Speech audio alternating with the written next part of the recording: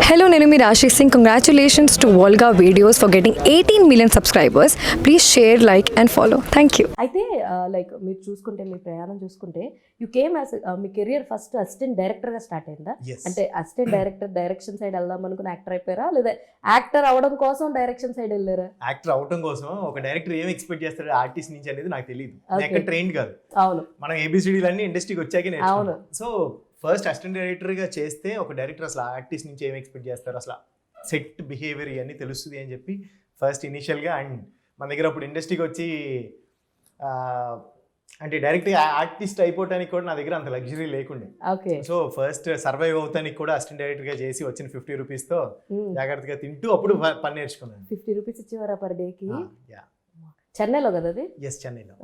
So అలాగా journey start చేసి నేర్చుకుంటూ నెక్స్ట్ యాక్టర్ అయ్యాను. అసలు చెన్నై వెళ్ళాలని ఎవరు చెప్పారు మీకు?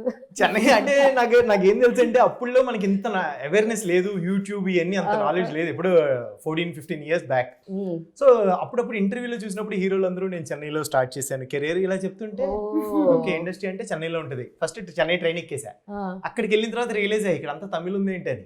మనకి రాదు అండ్ మనకి నాలెడ్జ్ లేదు. తమిళ ఇండస్ట్రీ అక్కడ ఉంటుంది, తెలుగు ఇండస్ట్రీ హైదరాబాద్ షిఫ్ట్ అయిపోయిందని. బట్ వెళ్ళిపోయాము, ఇంట్లో వాళ్ళకి చెప్పి వెళ్ళిపోయాము. మన దగ్గర 1 రూపీ కూడా లేదు. సరే ఏం చేయాలి అర్థం కాక అక్కడ ఉన్న వాళ్ళు ఎవరన్నా హెల్ప్ అడిగితే అసిస్టెంట్ డైరెక్టర్గా ఇలా ఏవిఎం స్టూడియో షూటింగ్కి వెళ్ళు అక్కడ తెలుస్తుంది అన్నారు. అక్కడ వెళ్ళినప్పుడు ఒక డైరెక్టర్ గారిని పరిచయం అయ్యి, సో నేను చదువుకున్నా కాబట్టి నేను అడిగా, సో నేను ఏదైనా పని చేస్తాను ఇవ్వండి అంటే, నువ్వు ఏం చదువుకున్నావు అంటే బీఎస్సీ అని చెప్పాను. సో అలా అసిస్టెంట్ డైరెక్టర్గా ఫస్ట్ పెట్టుకున్నారు. అక్కడి నుంచి జర్నీ స్టార్ట్ అయింది. కానీ అది కూడా గ్రేట్ అబ్బా. లైక్ ఇక్కడ నుంచి ఏమీ తెలియకుండా చెన్నై వెళ్ళిపోయిన తర్వాత ఎన్ని డేస్ సర్వైవల్ మోడ్, ఎన్ని డేస్ స్ట్రగుల్ కి?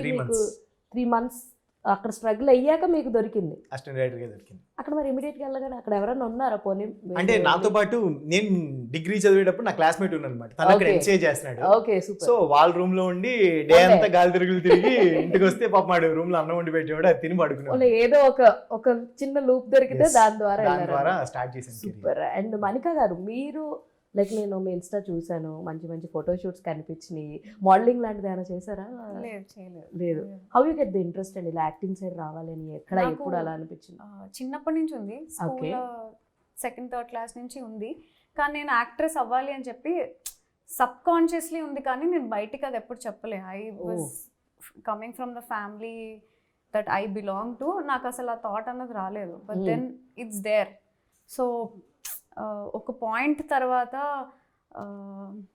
కాలేజ్లో ఎవరో కాల్ చేసి ఏదో ఏదో మూవీ ఉంది మీరు చేయండి అని చెప్పి, Kerintha something like that. Okay, దానికి పిలిస్తే నేను అసలు మీరు కూడా కేరింత వేసి వెళ్ళాను, వెళ్ళి ఆడిషన్ ఇచ్చాను. అదేంటో కూడా తెలీదు. రైట్ ప్రొఫైల్, లెఫ్ట్ ప్రొఫైల్ అంటే ఏం చేయాలి అని వాళ్ళనే అడిగి నేను చేసి వచ్చాను అనమాట. కట్ చేస్తే I decided this is what I want to do. So నేను అట్లా ఒక ఫ్యూ షార్ట్ ఫిల్మ్స్ చేసి బేసిక్స్ కోసం, దాని తర్వాత థియేటర్ చేసి started auditioning and then I did. Okay, అసలు మొగల్ రేకుల్లో ఛాన్స్ ఎలా వచ్చింది మీకు? అదొక పెద్ద స్టోరీ. ఇప్పుడు స్టార్ట్ చేస్తే మొగల్ రేకుల స్టోరీ అవుతుంది అంటారా? అంటే అది కూడా సేమ్ ఇలాగే ఆడిషన్స్ జరుగుతుందని నాకు ఎవరో చెప్పారు. నేను హైదరాబాద్ షిఫ్ట్ అయిన కొత్తలో. దయా అయినా క్యారెక్టర్ పేరు? లేదు, Durga. I remember the something. Okay, so auditions జరుగుతున్నాయి అని చెప్పారు. నేను ఆఫీస్ ఎత్తుకి వెళ్ళేసరికి ఆడిషన్స్ అయిపోయినాయి.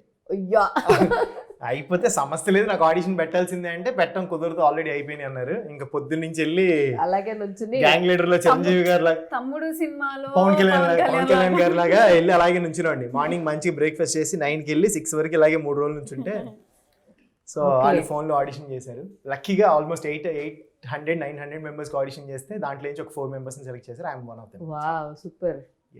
నిజంగా చాలా, అంటే ఈయన గురించి ఎక్కువ అందరూ అడుగుతున్నారంటే ఆయన హిస్టరీ అలాగుంది. మరి అంటే దక్క ముగ్గులు గట్టిగా తినొచ్చాను అందుకని. అదే, ఆయన హిస్టరీ అలాగే ఉంది. అసలు లైక్ ఆఫ్టర్ దిస్ మీరు ఇందాక చెప్తుంటే విన్నాను, గవిరెడ్డి గారు ఫస్ట్ సినిమా అనుభవించు రాజాలో ఫస్ట్ క్యారెక్టర్ పడింది అన్నారు. అఫ్ కోర్స్, బట్ మాకు గుర్తుండిపోయిందంటే విరూపాక్షనే. విరూపాక్ష ఆఫర్ ఎట్లా వచ్చింది అసలు?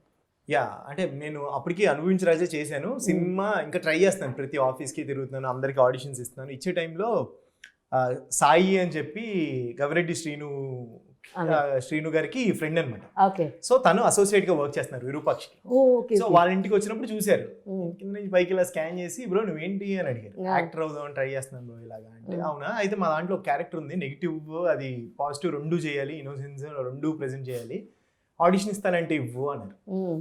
సో అలా ఆడిషన్కి వెళ్ళా. ఓకే. ఆడిషన్ ఇచ్చాక సెలెక్ట్ అయ్యాను. అన్ని ఆడిషన్ ద్వారానే వచ్చినాయి కదా, 100%. ఏది నార్మల్ గా రవి చేసేస్తాడు మనం అంత నమ్మకం ఇంకా నేను క్రియేట్ చేసుకోలేదు నిజం చెప్పాలంటే. మేబీ ఆఫ్టర్ విరూపాక్ష నేను ఆడిషన్ But ఇవ్వాలి. you got Dandura through Virupaksha. Virupaksha. He didn't audition for Dandura. ఎల్ల నరేష్ మాట్లాడుతాను. 18 మిలియన్స్ ఫాలోవర్స్ వచ్చినందుకు కంగ్రాచులేషన్స్ ఓల్గో వీడియో. Thank you.